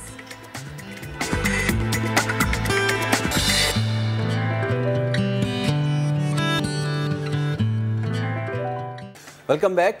Punjab से एक अफसोसनाक खबर है। डेंगू बुखार से गुज़िश्ता रोज़ 2 अफराद ज़िंदगी की बाजी हार गए। मौसम सरमा में पंजाब में डेंगू से मरने वालों की तादाद इस तरह 148 तक जा पहुंची है। तो पंजाब आबादी के लिहाज से सबसे बड़ा सूबा पाकिस्तान का, जहां एक छोटे से मच्छर ने तबाही मचा रखी है। डेंगू बुखार से 2 मजीद अफराद जान की बाजी हार गए हैं।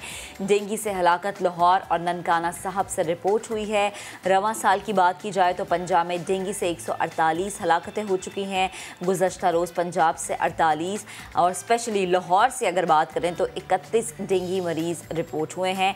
लाहौर से अब तक डेंगू के 18,110 केसेस सामने आ चुके हैं। पंजाब भर से अब तक डेंगू के 25,501 केसेस सामने आए हैं और ये बड़ी अलार्मिंग सिचुएशन है क्योंकि जिस तरह से इक़दाम किए जा रहे हैं वो इक़दाम उस तरीके से नहीं हो रहे जिस तरीके से इन्फेक्शन फिगर्स को देखते हुए होने चाहिए थे। अच्छा जी, आगे बढ़ते हैं और बात करते हैं लाहौर की ही, जहां जहरीला धुआं उगलती फैक्ट्रियां बंद होती हैं, ना ही स्मॉग में कमी आती है। हुक्म तो हो जाता है लेकिन ऐसा होता नहीं है। इन्हीं फैक्ट्रीज़ का धुआं हंसती मुस्कुराती सबा की सांसों में शामिल हुआ और उसके ख्वाबों को जला गया, जिंदगी ले गया। शाहीन मिशाल की रिपोर्ट।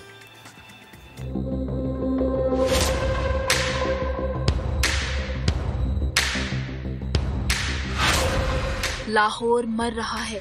मुसलसल धुआं उगलती फैक्ट्रियां सांस लेना मुश्किल कर रही हैं। बेटी की बची खुची यादों में खोई मुमताज बीबी अपनी इकलौती लाडली बेटी सबा को कहां से ढूंढ के लाए, जो 2 माह पहले इस दुनिया से रूठ गई थी और इसकी चंद हफ्तों बाद शादी थी। धी दी याद जड़ी है ना हर टाइम से सतांदी है, हर टाइम से सतांदी है। की करा और नहीं मेरे को। फैक्ट्री एरिया की रिहायशी मुमताज बीबी का कहना है इसकी बेटी की सांसों में फैक्ट्रियों का धुआं जहर घोल गया था। अल्लाह जानदा मेरी धी कुछ भी नहीं सी, 1.5 महीने दे विच कुड़ी गई है। इन्नी देर तो धुआं खरिया कदों दा काम अपना करन दिया सी। फैक्ट्रियां मेरी धी दी जान ले, मेरी धी नूं ओ लै गई। रिहायशी एरिया में लगी फैक्ट्रियों का ये धुआं सिर्फ सबा की जिंदगी को ही नहीं निगल गया बल्कि इलाके में हर शख्स के लिए मौत का पैगाम है। दरो दीवार काले हो चुके हैं और जीना मुश्किल। फैक्ट्रियों का धुआं ज़्यादा ख़तरनाक इसलिए होता है कि उनमें कीमियाई मवाद होता है, उसमें डिफरेंट केमिकल्स होते हैं, उसमें लेड है, यूरेनियम है, डिफरेंट काइंड के केमिकल्स हैं। वो फ़ज़ा में जाते हैं, जब वो सांस के ज़रिए आपके फेफड़ों में जाते हैं वो ज़्यादा टॉक्सिक वो जहर बन जाते हैं, आम अल्फाज में हम कह सकते हैं, और उनका इफेक्ट लंग्स पे रैपिड होता है। एंटी स्मोक स्क्वाड इस इलाके में छापे तो मारते हैं मगर चंद रोज बाद ही ये काला धंधा फिर शुरू हो जाता है। फैक्ट्रियों का ये जहरीला धुआं अभी जाने कितने घरों पर मौत के साए की तरह मंडला रहा है और इंतजामिया या तो आंखें बंद कर लेती है या मौसमी कार्रवाइयां करके हाथ झाड़ लेती है। कैमरामैन लियाकत बशीर के साथ शाहीन मिशाल, समा, लाहौर। रिपोर्ट हमने आपको दिखाई, इसी पर बात करने के लिए हमें ज्वाइन किया है सेक्रेटरी माहौलियात मुबशर हुसैन साहब ने। मुबशर साहब, बेहद शुक्रिया वक्त देने के लिए। स्मॉग और जिसने इतनी तबाही पूरे पंजाब में मचाई है, स्पेशली लाहौर को सबसे ज़्यादा इफेक्ट किया है। अब तो वक्त ये है कि अगर फैक्ट्रीज खुलें तो जुर्माने होने चाहिए। अब तो वक्त ये है कि अगर धुआं छोड़ती गाड़ी नजर आए तो फ़ौरन बंद कर देनी चाहिए। ये जो धुआं है ये अब इंसानी ज़िंदगियां निगल रहा है एक जहर की तरह। आपकी तो एक्सपर्टीज़ हैं इस पे, अगर ये चीज़ें कंट्रोल में नहीं की गई मज़ीद कितनी तबाही फैला सकती हैं? बिस्मिल्लाहिर्रहमानिर्रहीम, थैंक यू वेरी मच।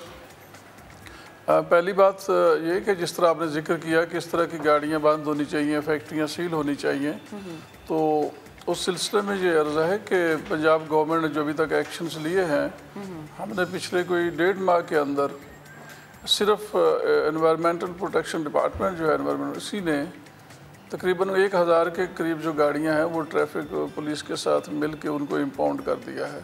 तकरीबन कोई 70 लाख के करीब ऐसी गाड़ियों को फ़ाइन किया गया है। इंडस्ट्रीज़ की आपने बात की तो ओवरऑल अगर आप एक्शन देखती हैं पूरे पंजाब में जो बाकी डिपार्टमेंट्स ने मिल के किया तो तकरीबन 2000 से ज़ायद जो हैं वो FIR लॉन्च हुई हैं और ओवरऑल को तकरीबन 88 करोड़ के करीब जो है वो फ़ाइन किया। ये है हमारे वो एक्शंस जिनके ज़रिए हम एक साइड के ऊपर इसको डेटरेंस क्रिएट करना चाह रहे हैं। ठीक है। इसके साथ हमने पिछले दिनों जो एक्शन किए उनमें जितनी भी ऐसी जगह थी जहाँ पे हमें रिपोर्ट आती है उन भट्टियों को डिमोलिश कर दिया गया है, लाहौर में, कसूर में, रहीम यार खां में। और इसके अलावा बात यह है कि जो भी हमारे पास किसी किस्म की, हमने ये इंश्योर किया, सिर्फ हमने लाहौर के इर्द गिर्द जो है तकरीबन कोई 35 के करीब जो है ये इस तरह की जो री रोलिंग स्टील मिल्स थी, बाकी के ब्रिक थे, इनको हमने सील कर दिया है। अच्छा मुबशिर साहब, यकीनन सील भी कर देते हैं लेकिन ऑब्वियसली हम किस किस फैक्ट्री को जाके सील करेंगे? मुझे बताइएगा कि सील करने का मयार जो होता है ना, वो स्टैंडर्ड कहाँ होता है? आप लोग किस तरीके से प्रोसीजर कैरी आउट करते हैं? क्योंकि जो टॉक्सिक मटेरियल होता है जब वो रिलीज़ करते हैं हवा में, वो कितना टॉक्सिसिटी वो माहौल हमारा बर्दाश्त कर सकता है? क्या गैजेट्स हैं आपके पास, ज़रा ये बताइए। हाँ, ये बात सही की आपने। मैं यहाँ पे ये बता देता हूँ कि हमने ऐसा कोई, हमारा गवर्नमेंट का कोई ऐसा इशू नहीं है कि हमने स्मोक के साथ फाइन करके कोई रेवेन्यू रिकवर करना है। हमारा मकसद है कि लोगों के लिए एक बेहतर माहौल देना, साफ़ सुथरा माहौल देना, ये गवर्नमेंट का मकसद है। गैजेट्स की बात आपने की, तो हमारे पास स्टैंडर्ड्स होते हैं, जिन स्टैंडर्ड्स को हम देख के ये पता कर लेते हैं कि इसमें जो एमिशंस हैं वो मसलन में एक फिज़िकल होता है, सिंगल मैन चार्ट होता है हमारे पास। अगर हम गाड़ी को देखते हैं या किसी मिल को देखते हैं, तो अगर उसका धुआं जो है उसमें वो एक ज़्यादा ब्लैक होता है, तो ये एक अपेरेंट रीज़न होती है कि उसमें कार्बन मोनोऑक्साइड और बाकी जो कंटेंट्स हैं वो बहुत ज़्यादा होते हैं। इसके अलावा हमारे पास लेबॉर्ट्रीज़ हैं, अगर हमें कोई किसी किस्म की ऐसी होती है तो हम उसकी बाकायदा सैम्पलिंग करने के बाद, ऐसे बिल्कुल किसी इंडस्ट्री, किसी बिल्कुल भी ऐसे कोई हरासमेंट वाला कैफियत नहीं बनाई जा रही।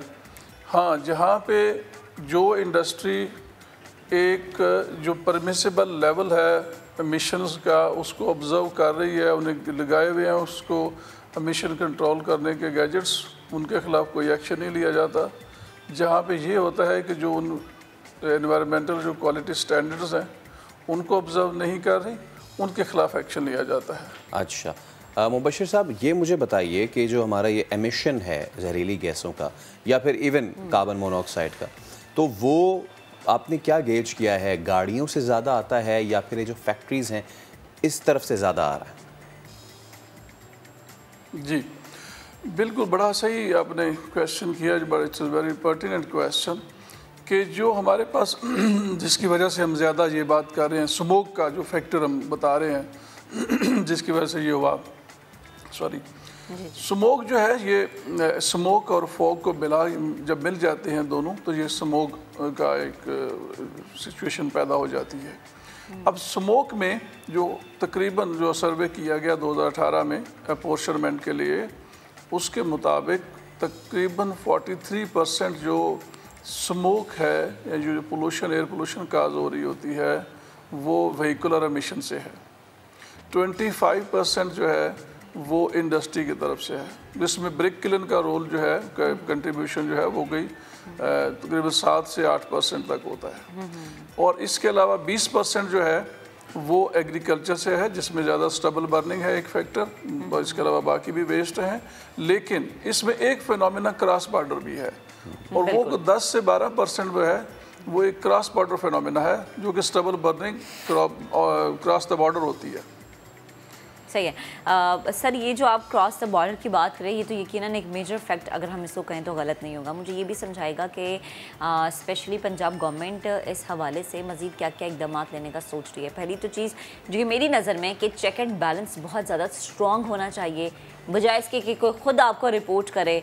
हम ये देखें कि अच्छा, पंजाब गवर्नमेंट ऐसा स्टेप ले रही है कि जगह जगह भट्टे भी बंद हो रहे हैं, फैक्ट्रीज़ भी बंद हो रही हैं, चूँकि इकदाम किसी हद तक आपने बताया तो उससे लग रहा है कि हो भी रहे हैं। तो प्लीज़ ज़रा एक्सप्लेन कीजिएगा कि मज़ीद क्या क्या ऐसे स्टेप्स लिए जाएंगे। मैं पहले थोड़ी सी बता दूं बात की, जो मैंने क्रॉस बॉर्डर की बात की है, इसके ऊपर हम एक बाकायदा स्टडी करना चाह रहे हैं, और वो हम इनको MOU साइन कर रहे हैं किसी इदारे के साथ कि हमें पूरी स्टडी करके दी जाए कि ये क्रॉस बॉर्डर जो इफेक्ट है वो कितना आता है। लेकिन मैं पेरेंटली आपको एक बात बता देता हूँ, जो मेरे पास अभी तक डाटा आता है डेली, चूँकि उसको मॉनिटर करता है मैं भी, चीफ मिनिस्टर साहब, चीफ सेक्रेटरी साहब, बाकायदा इन सब एक जो है वो इसके ऊपर बाकायदा विजिलेंट होते हैं। अभी अगर आज का मुझे आपसे मैं बताऊं तो जो एयर क्वालिटी इंडेक्स है, जो इधर गुलबर्ग एरिया में आया है वो 321 है, लेकिन जो DHA फेज़ 8 का है वो 345 है। तो डेली जो DHA का जहाँ पे पिछले 3-4 दिन से हमने मोबाइल वैन वहाँ पे भेजी है, तो DHA का जो है एयर क्वालिटी इंडेक्स, वो तकरीबन बाकी लाहौर से कुछ 40-50 डिग्री ज़्यादा आता है। और उसकी एक मेन रीज़न जो है वो ये है कि वो very close to the border होने की वजह से, जो एक तो ये इसके लिए प्रूफ मैं आपको बात बता रहा हूँ कि क्रॉस बॉर्डर फैक्टर है। जहाँ तक बात की आपने कि गवर्नमेंट की और मेजर्स की, तो उसमें हमने देखें गवर्नमेंट ने ये किया कि चूँकि मेन व्हीकुलर एमिशन का है, ज़्यादा इशू है। आपको मैं बता दूं कि इस शहर में इस वक्त जो मैं बताया गया चीफ ट्रैफिक ऑफिसर की तरफ से, इस शहर में इस वक्त तकरीबन 65 लाख से ज़ायद गाड़ियाँ चल रही हैं, जिसमें से 45 लाख जो हैं वो सिर्फ 2 स्ट्रोक है, जिसमें मोटरसाइकिल और चिंची आता है। अब इतना ज़्यादा सल्फर एमिशन हो रही होती है।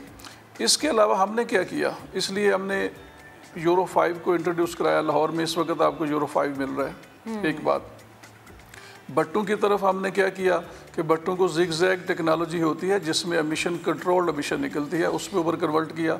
और अब अगर कोई भट्टा इसके अलावा चल रहा होता है उसको हम सील कर देते हैं, उसके ऊपर FIR दे देते हैं। ये काम हमने किया। हमने आपने देखा होगा लाहौर में जो है वाटर स्प्रिंकलिंग शुरू की है, ताकि वो डस्ट जो है वो मिनिमम डस्ट जो है वो दिन को मतलब उसको कंट्रोल किया जा सके, वो उड़े। उस तरफ से हमने ये काम किया। इसके अलावा हमने जो ये भी अब मैंडेटरी करने लगे हैं कि जितनी भी गाड़ियाँ वो सब की सब जो है वो जो वेरिफिकेशन सिस्टम है जो ट्रांसपोर्ट डिपार्टमेंट वहाँ से वेरीफाई होके आए, उसके बाद वो रोड पे आया करें। उस तरफ भी हमने ये काम किया। अब एग्रीकल्चर का रोल था। एग्रीकल्चर में हमने क्या किया कि हम किसानों को दे रहे हैं वो जो एक हर हैप्पी सीडर होते हैं वो दे रहे हैं, ताकि वो जो उनकी हार्वेस्टिंग होती है पैडी की उसको वो इतना बारीक चाप करेंगे कि वो इसी को कल को जब खेत में मिलाएंगे तो वो एक उनके लिए एक कंपोस्ट और खाद नेचुरल फर्टिलाइज़र बन जाएगी। वो गवर्नमेंट का इरादा है कि 250-300 भी हमने डिस्ट्रीब्यूशन शुरू कर दिया, तकरीबन 5000 तक। तो इस तरह हमने इंश्योर कर रहे हैं जितने स्टोन क्रशर्स हैं उनमें हमने इंश्योर किया है कि उनमें स्क्रबर लगे हों, जो वेट स्क्रबर लगे हों, जो दूसरे स्क्रबर लगे हों, ताकि वो एमिशन को कंट्रोल करें। तो ये मुख्तलिफ मेजर्स हैं जो हम स्टिक एंड कैरेट पॉलिसी से हम दे रहे हैं। एक तरफ डेटरेंस क्रिएट करने के लिए फ़ाइन भी कर रहे हैं, उनको सील कर रहे हैं, और दूसरी तरफ उनको फैसिलिटेट भी कर रहे हैं। अच्छा मुबश्शिर साहब, यकीनन इनमें से कुछ मीडियम टर्म और कुछ शॉर्ट टर्म सॉल्यूशंस हैं जो आपने बताए हैं। लॉन्ग टर्म जो गोल्स हैं वो आप लोगों के क्या हैं? क्योंकि दुनिया तो अब जो है ना ग्रीन एमिशन की तरफ जा रही है, green economy, green agriculture, green technology, तो और ज़ीरो एमिशन की तरफ जा रही है। तो आप मुझे ये बताइए कि क्या आप लोगों के भी लॉन्ग टर्म प्लान में ये वाली चीज़ें शामिल हैं, और अगर हैं तो कितने सालों में हम ये चीज़ें अचीव कर सकते हैं? जी बिल्कुल सही आपने बात की। इसमें इस सिलसिले में हमने जो इसके ऊपर डेफिनेटली हमने इसके कुछ इमीडिएट मेजर्स थे वो लिए, हमने इसके कुछ मीडियम टर्म मेजर हैं और लॉन्ग टर्म मेजर्स थे। उनमें से जो बहुत सारी चीज़ें हैं उनमें एक हम ये करने लगे हैं, और इंशाल्लाह ताला आप देखेंगे कुछ अरसे बाद ये चीज़ें आपको नज़र आएंगी कि हम इसको इकोनॉमी को, इंडस्ट्री को ग्रीन फाइनेंसिंग, ग्रीन इन्वेस्टमेंट की तरफ लेके जा रहे हैं। लाहौर में इंशाल्लाह ताला आपको साल 2 के बाद ये जो है मोस्टली इलेक्ट्रिक रिक्शा जो है या इलेक्ट्रिक गाड़ियाँ ज़्यादा नज़र आएंगी। इसके अलावा हम ये चाहते हैं, हमने ये डिसाइड किया गवर्नमेंट ने कि जो शहरों के इर्द गिर्द, एक सिर्फ लाहौर नहीं बाकी शहरों के इर्द गिर्द भी जो भी स्टेट लैंड पड़ी होगी उस सब के ऊपर फॉरेस्टेशन कर दी जाएगी, ताकि वो जो दरख्त हैं उस शहर उस तरह शहर को घेरे हैं। उस तरह शहर के अंदर जो है वो अर्बन फॉरेस्टेशन कर दी, पहले भी लगे हुए हैं और ज़्यादा की जाएगी, अर्बन फॉरेस्टेशन कर जाएगी। और दूसरी बात यह है कि इंडस्ट्री को हम भी ये करने लगे हैं कि हमारी ये कमिटमेंट है, even within this last COP meeting जो हुई उसमें भी कमिटमेंट है कि हमने इसको एमिशंस को 15% तक अपने रिसोर्सेज से रिड्यूस करना है। तो ग्रीन फाइनेंसिंग की तरफ जा रहे हैं, इंडस्ट्री को उस तरफ डेवलप करना चाह रहे हैं हम, ठीक है। ये सारे मामलात जो हैं ये इंशाल्लाह ताला आप देखेंगे हमारे पास एक EPD में ही पंजाब ग्रीन डेवलपमेंट प्रोग्राम है वर्ल्ड बैंक का, उसके तहत हम ये चीज़ों को मॉनिटरिंग भी बेहतर कर रहे हैं और green industry, green financing, green investment की तरफ भी जा रहे हैं। सही है, बेहद शुक्रिया सर वक्त देने के लिए, गुफ्तगू करने। और ये बड़ा ज़रूरी है कि आप अपने माहौल को बेहतर बनाने के लिए जितने इक़दाम करें और जितने बेहतरीन इक़दाम करें, क्योंकि फैसल वही बात है कि जब आपका माहौल साफ़ नहीं होगा, सेहत के हवाले से जितनी मर्जी एक्टिविटीज़ आप करवा लें होना कुछ भी नहीं है, क्योंकि जब माहौल ही नहीं साफ तो आपने सेहतमंद कहाँ से होना है। तो सेहतमंद रहने के लिए सेहतमंद माहौल का होना बेहद ज़रूरी है और इसके लिए ऐसे इकदाम उठाने चाहिए जैसे कि मुबश्शिर साहब जिक्र भी कर रहे थे कि इलेक्ट्रिसिटी रक्शाज आ जाएँ या गाड़ियाँ आ जाएँ, लेकिन उससे ज़्यादा ज़रूरी है चेक एंड बैलेंस का स्ट्रॉन्ग होना कि भट्टे बंद हैं, फैक्ट्रीज़ बंद हैं, धुआं छोड़ती गाड़ियाँ उनको बैन किया जाए, जुर्माने इतने ज़्यादा होने चाहिए कि गाड़ी स्टार्ट करने से पहले एक दफ़ा सोचा ज़रूर जाए। हम सोच रहे हैं ब्रेक का, बिल्कुल ब्रेक ले लेते हैं, ब्रेक लेते उसके बाद हाजिर होंगे तो आपकी कुछ खास अफराद से मुलाकात कराएंगे।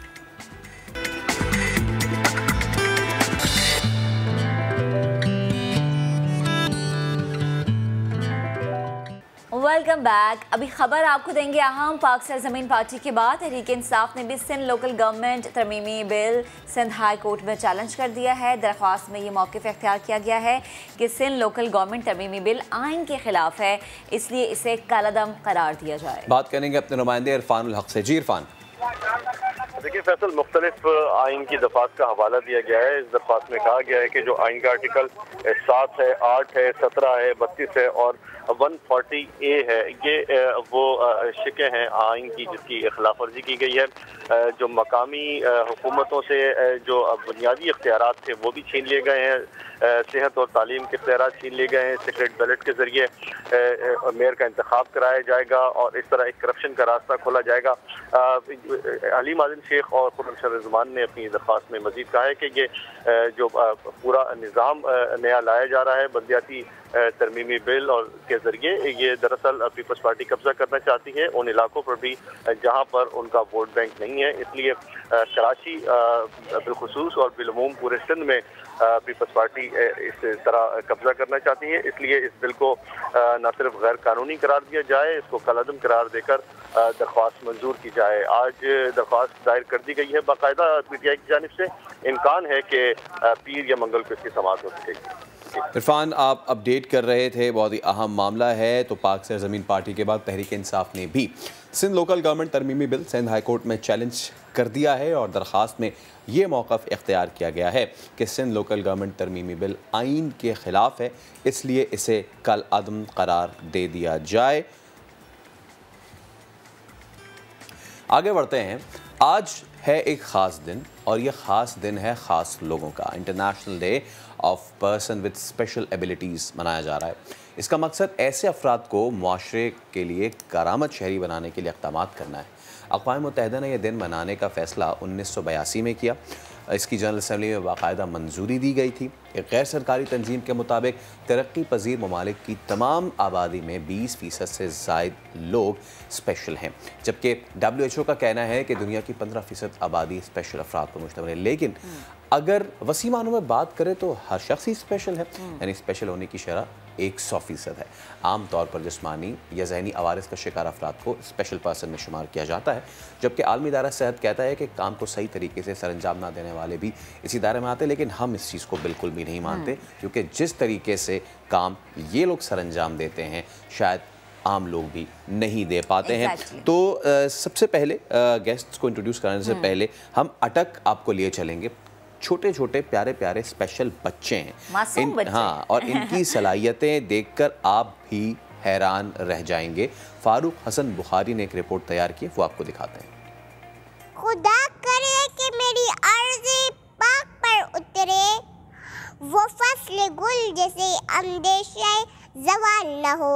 8 साल आयशा अटक की रहने वाली है, जिसे तकरीर करना उसके वालिदैन ने सिखाया है। सोचों के बदलने से होता है नया दिन, सूरज के चमकने को सवेरा नहीं कहते। अटक में स्पेशल अफराद के लिए सजी महफिल आयशा की तकरीर पर तालियों से गूंज उठी।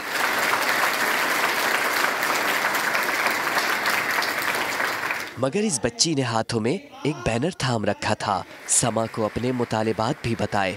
हमें हमारा हक दीजिए, तालीम और तरबियत का हक, सेहत और रोजगार का हक और सबसे बढ़कर इज्जत नफ्स का हक। तकरीब में दीगर स्पेशल अफराद ने भी अपनी सलाहियतें पेश की।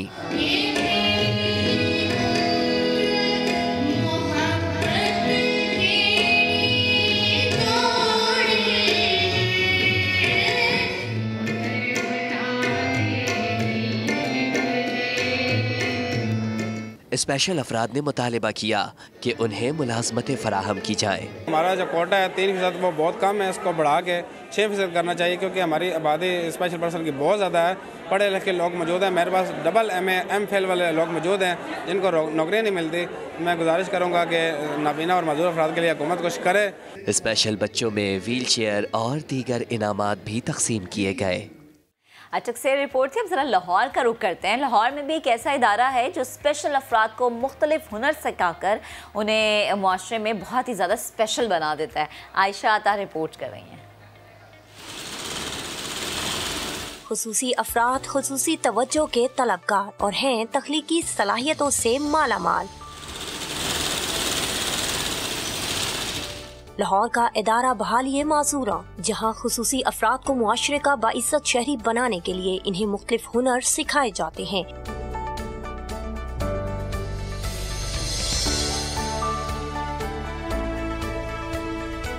इस इदारे में 5 साल से काम करती खुशबू, जो नॉर्मल अफराद की फहरिस्त में शामिल नहीं होती, लेकिन हाथ का सीखा हुनर काम आ गया और बन गई वालिदैन का सहारा। मैं अपना हर काम खुद कर सकती हूँ, वालिदैन का सहारा बनी हूँ और मैं नॉर्मल अफराद की तरह अपनी ज़िंदगी गुजार रही हूँ। नसरीन ने अपनी जिंदगी के 15 साल इस इदारे में गुजार दिए, जो कपड़े के बैग्स तैयार करके अपना गुजारा कर रही हैं। मुझे लोगों के रवैयों से कभी कभी महसूस होता है कि मैं डिसेबल हूँ, लेकिन फिर भी मैं सारा काम कर लेती हूँ खुद से, पढ़ाई सिलाई सब कुछ। खुशबू और नसरीन की तरह और भी बहुत सी खवातीन माजूरी को मजबूरी न बनाते हुए इस इदारे में रहकर बाइज्जत रोजगार कमा रही हैं, जिनका कहना है कि माजूर अफराद के साथ ताउन किया जाए तो वो भी आम लोगों की तरह फाल जिंदगी गुजार सकते हैं। खुसूसी अफराद भी नॉर्मल अफराद से कम नहीं होते। अगर इनकी हौसला अफजाई की जाए तो ये अपनी तख्लीकी सलाहियतों से मुल्क का नाम रोशन कर सकते हैं। कैमरामैन जवाद यहिया के साथ आयशा आताज समा, लाहौर। रोशन कर सकते नहीं, रोशन कर रहे हैं, कर चुके हैं और आगे भी करते रहेंगे। और ऐसे ही सितारों को आज हमने मदऊ किया है अपने सेट्स पे। तो सबसे पहले तो सुहेल खान भाई मौजूद है हमारे साथ। इनको हम पहले दे चुके हैं और क्रिकेट पे इनकी इतनी उबूर है इनका कि माशाल्लाह हम भी इनसे सीखते हैं। सुहेल भाई बहुत शुक्रिया, thank you for coming. Thank you. इसके अलावा हमारे नेशनल क्रिकेट प्लेयर हैं मोहम्मद इरफान के, जिन्होंने इंडिया को भी हराया हुआ है और थाईलैंड का भी दौरा करके आए हैं। इरफान भाई आपका भी बहुत शुक्रिया।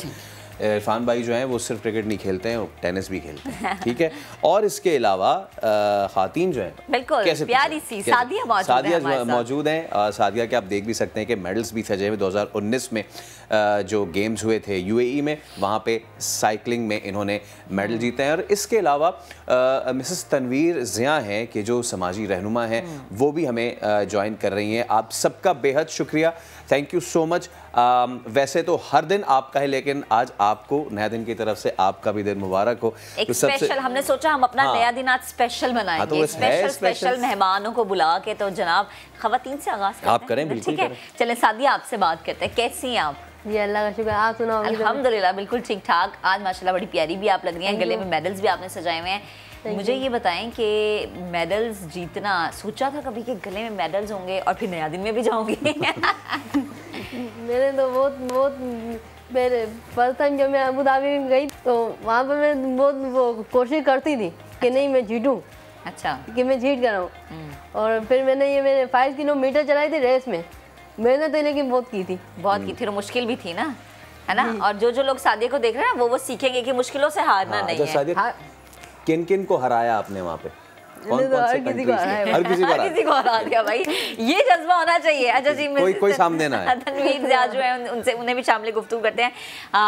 मिसेस तनवीर फरमाइएगा, समाजी रहनुमा होना बहुत मुश्किल और बहुत ज़्यादा चैलेंजिंग काम है। लोगों की बातें सुनना, फिर लोगों के मसलों को हल करना।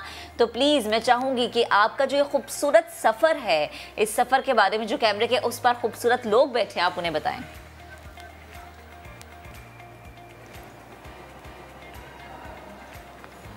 बेटा ये काम मैंने कोई 30 साल से ऊपर हो गए शुरू किया था यहाँ PSRD में।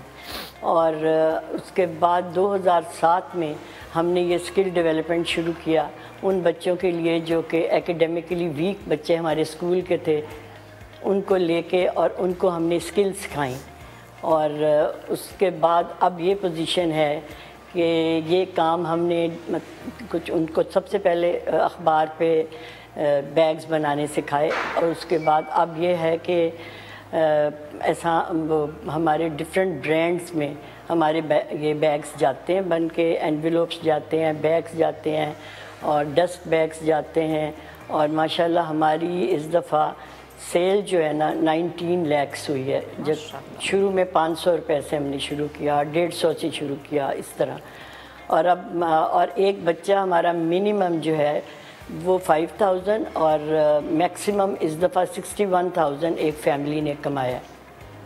और मेरा ख़्याल है कि यही हमारी अचीवमेंट है कि 40 फैमिलीज़ हमारे पास पल रही हैं और जिनके घर अब माशाल्लाह बहुत अच्छे चल रहे हैं। और ये सब बच्चियाँ बच्चे जो डिफरेंटली एबल्ड हैं, जिनको हम यही कहते हैं और हमारे लिए बहुत स्पेशल हैं।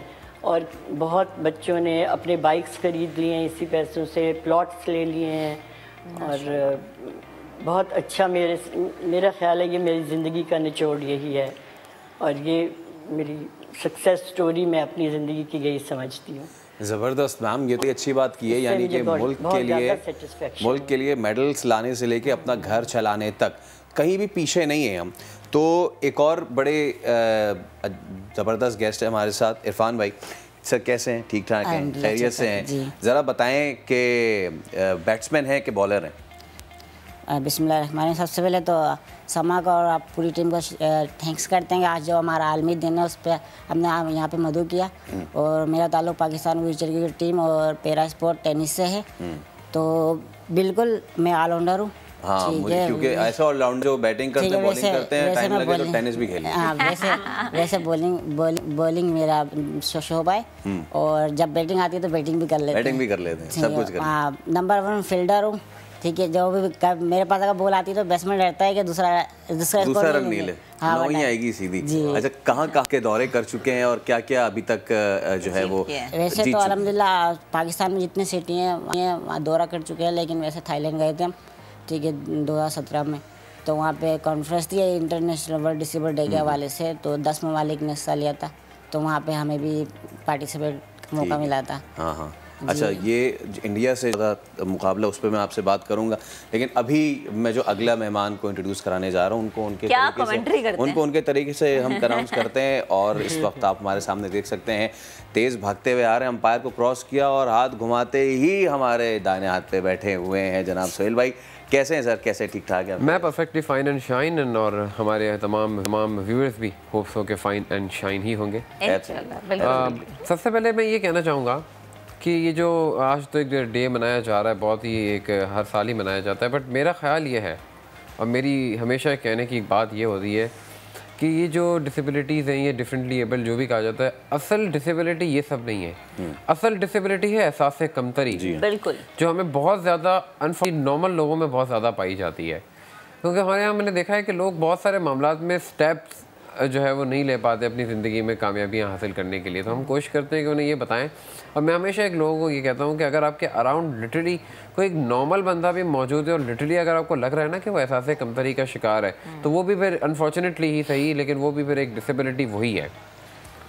तो ये एक बड़ी सूरत हाल है। ये बहुत आपने सोहेल भाई अच्छी बात की है कि हमें जो है वो ये किसी और में ये कमी नहीं है, ये कमी तो उन आंखों में है कि जो पहचान नहीं पाते। जैसे हम बात करते हैं स्पेशल, तो स्पेशल एक ऐसी चीज़ है जो कि हर एक चीज़ से मुनफरिद है, और जो मुनफरिद होती है ना वो नगीना समझी जाती है। और ये देखिए, अगर हम मनाजिर भी दिखा रहे हैं, वो लोग जो हिम्मत हार के घर बैठ जाते हैं, वो लोग जो ये कहते हैं कि बड़े मसाइब और आलाम, बड़ी मुसीबतें हैं, मैं क्या कर सकता हूँ, उनके लिए आज का दिन बहुत अहम है। उनके लिए ये सबक बहुत अहम है कि आप अगर करना चाहें तो आप पहाड़ भी हिला सकते हैं, आप करना चाहें तो दरिया का बहाव भी मोड़ सकते हैं, अगर करने की ठाने तो। अच्छा जी, अब ये मुझे बताएं कि आगे आपके क्या क्या प्लान्स हैं? आपने अभी तक कितने मेडल जीते? सबसे पहले ये बताएं।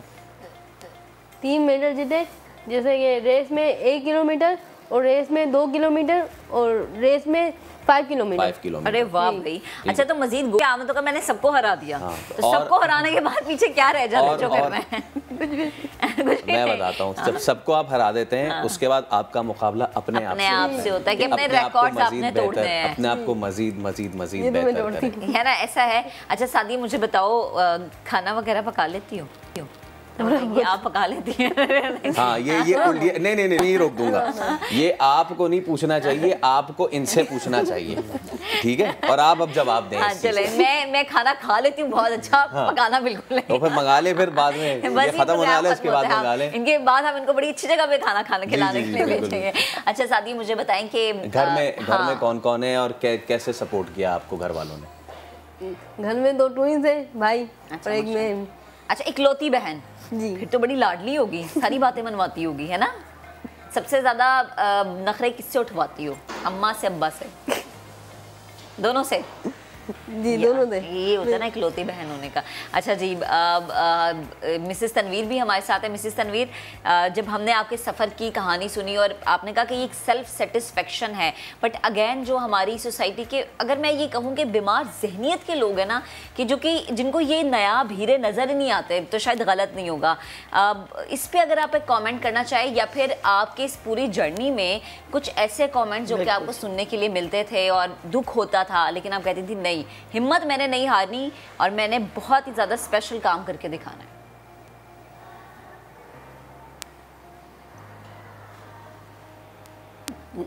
ये तो जी ये जो PSRD है ना, जो हमारा ये है Pakistan society for the rehabilitation of differently abled, ये बड़े 1957 से काम कर रहा है और इधर आके हमारे जितने भी बच्चे और उनको हम उनको इतना सेल्फ कॉन्फिडेंस देते हैं कि स्कूल में भी और हर जगह कि वो बच्चे आपको लगते ही नहीं है कि ये ज़रा भी किसी से फ़र्क है जैसा नॉर्मल बच्चों से। हम उनसे भी ज़्यादा हम इनको करते हैं। बच्चे हमारे हर जगह पहुँचे हुए हैं, हर ऊंची पोस्ट पे, कंप्यूटर्स में वो हैं। और ये आप देख लीजिए, ये कारोबार इन्होंने स्टार्ट किया और कहाँ से कहाँ 19 लाख की सेल हो रही है। तो ये सब इन्हीं बच्चों की बदौलत है ना। ये खुद भी कमाते हैं, अपने घरों को भी ले जाते हैं और ये जो बचते हैं पैसे हमारे पास वो अदारे को देते हैं ये, ताकि इनका जो बिजली पानी, इनका खाना हम अरेंज करते हैं, इनकी बसेस लगी हुई हैं, इनको पिक एंड ड्रॉप मिलता है और इनको रहने की मतलब बैठने की बहुत अच्छी जगह है और गर्मियों में ठंडी जगह और सर्दियों में भी हम इनको अच्छा हीटिंग अरेंजमेंट करके देते हैं। तो दे आर वेरी वेल, बहुत सेटिस्फाइड हैं बच्चे हमारे और बहुत खुश रहते हैं। और यही खुशी जब मैं इनके चेहरे पे देखती हूँ तो वो कहते हैं ना $100 मिलियन स्माइल इनकी जो होती है, वो आपकी सब थकावटें, सब जर्नी, सब कुछ ख़त्म करके ना वो बहुत खुशी देती है आपको। बिल्कुल। और मैम ये भी मुझे बताइएगा कि कोई ऐसी स्टोरी आप हमसे ज़रूर शेयर कीजिएगा, क्योंकि आपके पास बहुत सारे लोग ऐसे आते होंगे कि जो अपनी परेशानियां और तकलीफ़ें जो हैं वो लेकर आते हैं। तो मुझे ज़रूर बताइएगा, इस तरह की कोई इंस्पायरिंग स्टोरी हमसे ज़रूर शेयर कीजिएगा। हर इंसान, जी बिल्कुल, मैं आपको बताती हूँ स्टोरीज। तो हर खातून जो अपना बच्चा लेके आती है रोती हुई आती है। अच्छा। और उसके बाद 2 महीने के बाद वो मुस्कुराती हुई आती है। सबसे बड़ी बात तो ये है। ज़बरदस्त। और एक दफ़ा एक खातून आई, बहुत रो रही थी और बच्चा दे के गई और 2 महीने के बाद जब आई तो उसने 2 क्लिप्स लगाए हुए थे एक की जगह। अच्छा। तो मैं हंस पड़ी, मैंने कहा आपने ये कहता जी मेरा बच्चा कमाऊ पूत हो गया तो मैं तो 2 ही क्लिप लगाऊंगी ना। अच्छा। बस। और एक स्टोरी मैं आपको जो बताना चाह रही हूँ, एक खातून थी, उसके 5-6 बच्चे थे और वो डिसेबल्ड थे। एक दोस्त में से वो मेरे से आटा मांगने आई। अच्छा। और मैंने उनको बिठा लिया और बताया कि भाई आप ये काम करें। और इस वक्त वो और उसके बच्चे सबसे ज़्यादा कमा रहे हैं। उन्होंने घर ले लिया उस पर गिरवी पे और पता नहीं 61,000 इस दफ़ा की उसकी वेजेस थी उस खातून की। ज़बरदस्त ज़बरदस्त मैम। और जैसे आप जैसे आप हमें स्टोरीज बता रही ना करें, हमें आप पे ना फ़ख्र हो रहा है। हम ये कह रहे हैं कि आप इतनी स्पेशल हैं हमारे लिए और हमारा ये स्पेशल असासा है। अल्लाह ताला आपके इस सफ़र को इसी तरह कायम दायम रखे, इस हिम्मत को इसी तरह कायम दायम रखें। अच्छा, सुहेल भाई भी हैं हमारे साथ। सुहेल भाई, मैं आपसे पूछना चाह रहा था कि आज तक आपका जो फेवरेट है मैच, उसकी क्या यादें हैं? और फ़र्ज़ करें कि अगर कोई माजी से कोई फेवरेट मैच निकाल के लाया जाए और उसके वो आखिरी चंद लम्हात हों, तो किस तरीके से आप उसको रिलीव करेंगे अपनी कमेंट्री के थ्रू? ज़रा मुझे बताएं, क्योंकि मैं भी ज़रा अपनी मेमोरी रिवाइव कर लूँ। फैसल भाई, बड़ी सारे मैचेस हैं। अब वैसे तो अगर आप सोचने में बैठेंगे तो आपको तो पता ही है, क्योंकि आप खुद स्पोर्ट्स बिलोंग बंदे हैं, कि आपको पता है कितनी मैचेस ऐसे मेमोरेबल रहे हैं। फ़िलहाल फ़ौरन ऑन द स्पॉट ये तो कहेंगे फेवरेट कहें, इस वक्त मेरे जहन में जो फ़ौरन एक मैच क्लिक हो रहा है वो कल मैं ख़बर पढ़ रहा था, परसों बल्कि ख़बर पढ़ा था, उससे रिलेटेड हो रहा है। साउथ अफ्रीकन खिलाड़ी लैंस क्लूजनर जब ऑस्ट्रेलिया के खिलाफ रन आउट हुए तो मैं सोच रहा था, बल्कि वो मैच मुझे मतलब वन ऑफ माय फेवरेट, मैं इतने कहूँगा all time favourite, one of my favourite के किस तरह वो रन आउट बचे और किस तरह वो अगले बॉल पे रन आउट हुए, और वो जो एक मोमेंट था वो मैं कभी नहीं भुला सकता। वो बड़ा ही इलेक्ट्रीफाइंग मोमेंट था और वो पाकिस्तान भी नहीं भुला सकता, क्योंकि हम सब यही कह रहे थे रन आउट नहीं होता, साउथ अफ्रीका आ जाता, शायद हमारा कोई चांस होता, लेकिन फिर फाइनल में ऑस्ट्रेलिया आ गया था। 99 का आपने तस्करा किया है, वो 99 वो टीम भी बड़ी जबरदस्त थी, वो हमारी किट भी बड़ी खूबसूरत थी, पाकिस्तान की हो नहीं सकती। वैसे उम्मीद यही करते हैं कि आगे भी चल के हो। ठीक है, बहुत शुक्रिया, thank you so much Irfan भाई, आप स्टूडियो से सोहेल भाई, Sadia best of luck, Majid cycle चलाती रहे और सबको हराते रहे इसी तरह। तो ये और मुझे तनवीर आपका भी बहुत शुक्रिया। ये वो ख़ास लोग हैं कि जिनकी कदर हमें इसलिए करनी चाहिए क्योंकि ये हमें हमारी ज़िंदगी का सबसे बड़ा सबक देते हैं, और वो ये कि मुसीबतें मुश्किलात जितनी भी हो, हार नहीं माननी, बढ़ते जाना है, सबको हराते जाना है। चलें जी, ब्रेक लेते हैं, ब्रेक के बाद वापस आएंगे, हमारे साथ रहिएगा।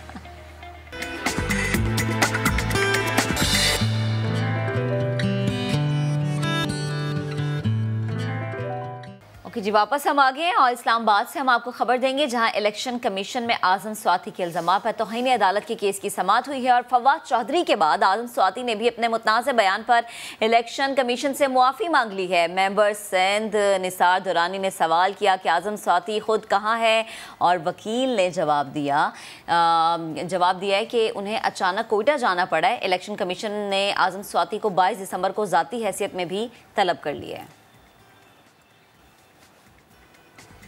चलें जी, प्रोग्राम अपने अख्ताम को पहुंच गया। अब आपसे हम मुलाकात करेंगे इंशाल्लाह मंडे को। 2 दिन आपने करना है ये कि बेस्ट ऑफ नया दिन देखना है, अपना बहुत सा ख्याल रखना है, वीकेंड बहुत इंजॉय करना है।